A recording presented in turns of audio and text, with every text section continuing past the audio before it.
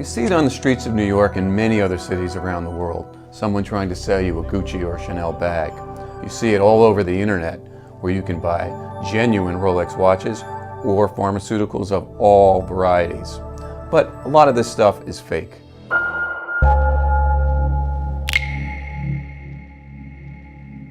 Earlier this month, a company called Empire Levels had a surprise for some Chinese vendors at a trade show in the US.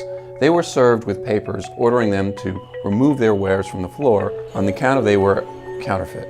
We knew we had a list of about 8 companies that were selling counterfeit Empire torpedoes, and they were going to be in the United States for the National Hardware Show, which takes place in Las Vegas. Our plan is to take them to court. If we don't do it, there isn't anyone that will. The enforcement business is falling more on the industries themselves. They are gathering the evidence, presenting it to police organizations, then helping track down the culprits. That's what the Level Company did. But the bigger issue is, why should we care about this? Well, perhaps 10% of all world trade is done in counterfeit goods. And it may be underwriting things such as money laundering and even terrorism.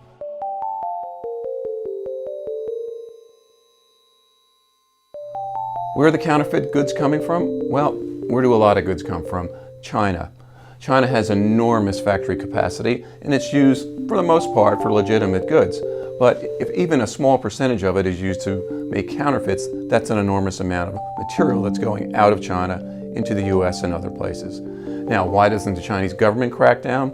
It has not only limited resources, but also a limited desire. Employment is employment. So if they're making real goods or phony goods, it doesn't matter. People are getting paid. Of course, one of the big contributors to the growth of counterfeit goods is the internet itself. Although legitimate internet enterprises like eBay and Amazon do a reasonable job in trying to get rid of the fakes in their system, they can't be foolproof. On the other hand, there are thousands of other sites that are regulated by no one, that pop up anywhere. Canadian drugstores say that will be willing to sell you just about anything for any price. Buying a fake Gucci bag on the street because you want to feel good about the brand is one thing, but buying pharmaceuticals that could be fake through the internet is quite a different story. And we've seen instances where counterfeit chemotherapy drugs are now in the system in the United States. It's very rare, but it has happened.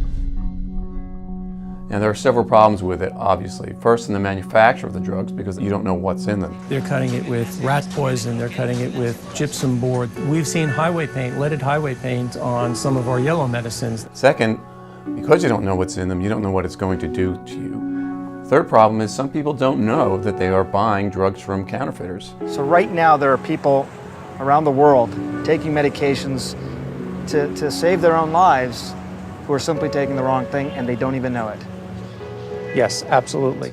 We used to think of these things as just another 10% of a manufacturing run, say, that gets pushed out the back door and sold on the street. But it turns out it's a little bit more complicated than that. 200 police in riot gear storming an indoor market. Their target? Counterfeit prescription drugs. Hundreds of thousands of counterfeit medicines collected from that raid, and they found them everywhere. There are organized crime elements in it, and there is some suspicion that terrorist groups are selling counterfeit drugs just to fund their operations. Globally, there are a number of organizations trying to track down particularly the counterfeit drug runners. But the bottom line is a lot of consumers just won't care. They're happy to carry the Nike brand even if it's fake.